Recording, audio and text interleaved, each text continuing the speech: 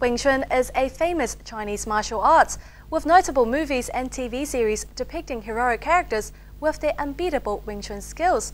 For instance, the famous Ip Man movie. For today's story, our TV9 News reporter Anna Ma has visited a famous Wing Chun school here in Auckland, which is taught and run by experienced Wing Chun masters.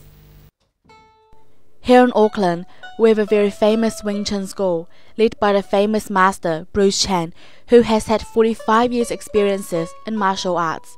We have the honor today that Bruce Cheng has introduced 3 of his experienced students, who are also instructors for Bruce Cheng's Wing Chun school, here with us, and talking to us about the insights of Wing Chun.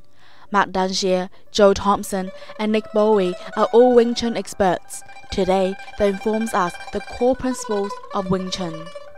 We've got 3 empty hand forms, obviously known as the first form, the second form, and the third form. And then after those, we have a wooden dummy form, a long pole form, and a knife form. They are advanced forms. The long pole for long distance fighting, knives for obviously as extensions of your hands, and the wooden dummy, which is for posture, precision, and power training at the same time. All of the advanced Wing Chun forms are extensions of your hands, so the knives become an extension of your hands. The long pole, Lombak Din Gun, is an extension of your arms and hands again for distance fighting, and the wooden dummy is a tool to practice your positioning against your opponent, so you can work on your footwork and your body position and your technique. You have to put it in context. Suppose you'd never go into battle without a weapon. So the 3 empty hand forms prepare you for those weapon forms by means of showing you the techniques that will then translate into the swords or the long pole. Wing Chun follows the universal law of yin and yang, and as such, it is hard and soft, internal as well as external in its approach to learning and training.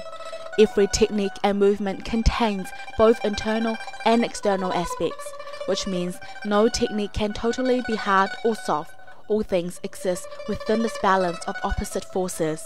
The soft and the hard element in Wing Chun, in my opinion, is working together at all times. So with Wing Chun, you will be using a soft hand with a hard hand. So you're using the hard and the soft at the same time, representing the yin and the yang.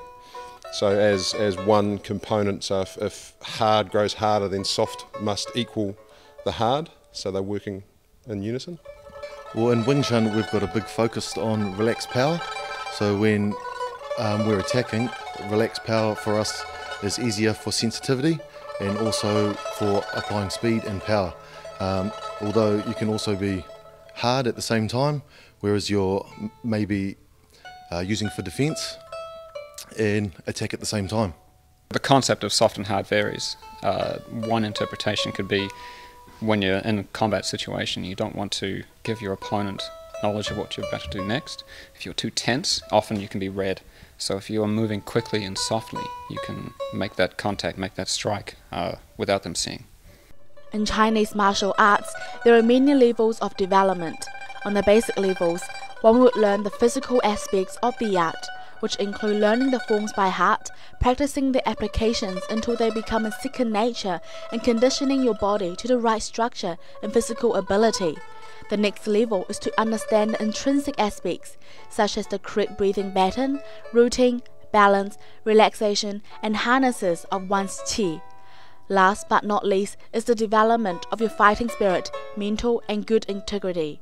This last point was explicitly reflected from the outlook of the 3 instructors. Wing Chun gives you a great amount of confidence. It helps you learn some very good self-defense, and it also helps you to learn a lot of moderation when dealing with other people, to be more moderate with people in general everyday life. So yeah, a lot. Sifu would say Wing Chun is life, and life is Wing Chun. I found that I've met a lot of very, very nice people through Wing Chun, all like-minded people that are respectful to each other. And when you're in the dojo, you know, obviously you're trying to improve yourself, and you use your other gong brothers to improve you as you improve them. Confidence, fitness, ability to deal with others. Wing Chun's Chi So, or commonly referred to as the sticking hand, is a well-known core training of Wing Chun. This method is used to train touch sensitivity, timing, and awareness of one's surroundings.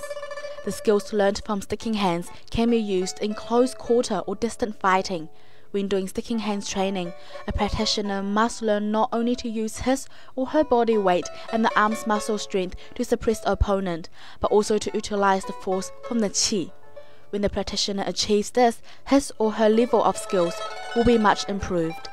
The basic Wing Chun Chi So principle is in keeping constant contact with your opponent's arms and through multiple short-range movements to deflect attacks and then strike hard, straight, and fast.